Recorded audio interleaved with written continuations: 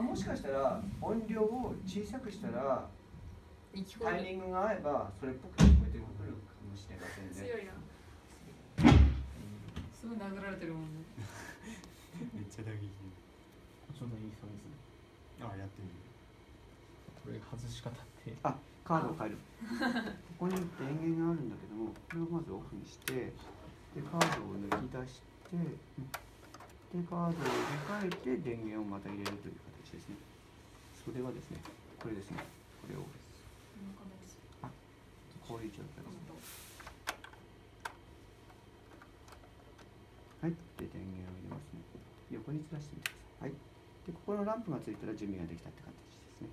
すね。はい。G。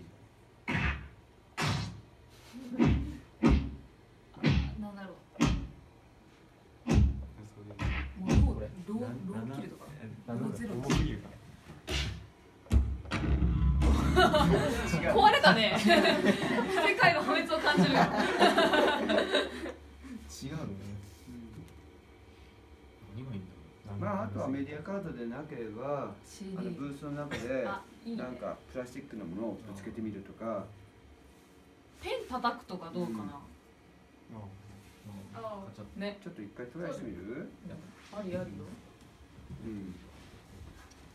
プラスチック的なもの。的なものを叩く。